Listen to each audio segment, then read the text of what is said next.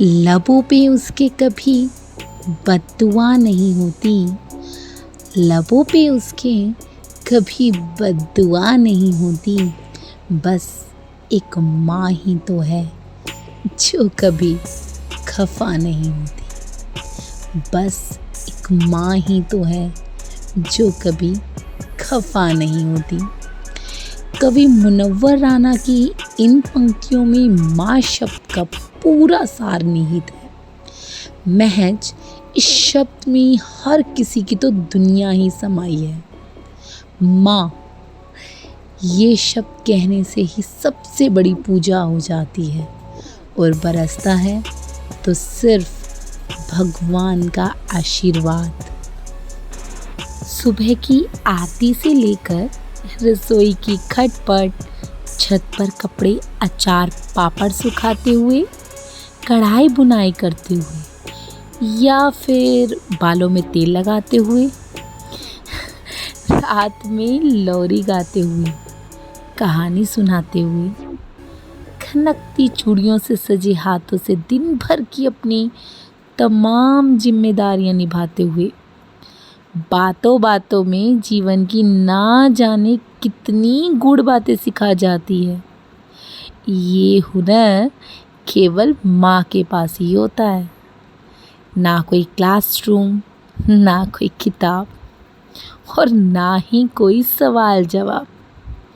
वो बस अपने प्यार, अपनी बातों, अपने हाव भाव से इतना कुछ सिखा जाती है कि हम बिना कोई प्रयास किए बहुत कुछ सीख जाते हैं। इसीलिए कहा जाता है कि माँ हमारी पहली टीचर होती है। अपनी माँ के साथ हम सबकी ऐसी ही कई बेशकीमती यादें जुड़ी होती हैं। इसीलिए एक माँ के रूप में स्त्री अपने संतान और समाज के प्रति कई जिम्मेदारियों को पूरा करती है।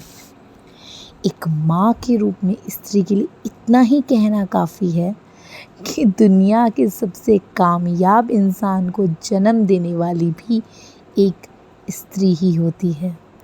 अतः एक माँ के रूप में नारी की समाज के प्रति बहुत बड़ी जिम्मेदारी है। स्त्री चाहे तो समाज की रूपरेखा बदल सकती है। वो आने वाली पीढ़ी को अच्छे संस्कार देकर एक नए युग का निर्माण कर सकती है, क्योंकि माँ ही बच्चे की पहली टीचर होती है।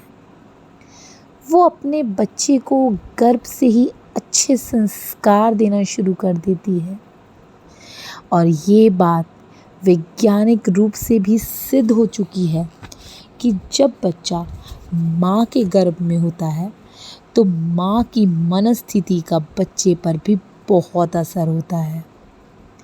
इसीलिए माँ गर्भावस्था में अच्छे वातावरण में रहकर, अच्छी किताबें पढ़कर, अच्छे विचारों से बच्चे को गर्भ में ही अच्छे संस्कार देने की शुरुआत कर देती है। जन्म लेने के बाद बचपन का ज़्यादातर समय बच्चा अपनी माँ के साथ ही बिताता है और सबसे खास बात, जन्म से लेकर 5 साल की उम्र तक इंसान का ग्रास्पिंग पावर यानी सीखने की क्षमता सबसे ज़्यादा होती है। इस उम्र में बच्चे को जो भी सिखाया जाए वो जल्दी सीख जाता है। इसलिए माँ अपने बच्चे को इतनी बेहतर परवरिश देती है कि बच्चा एक सच्चा, अच्छा और कामयाब इंसान बन सके।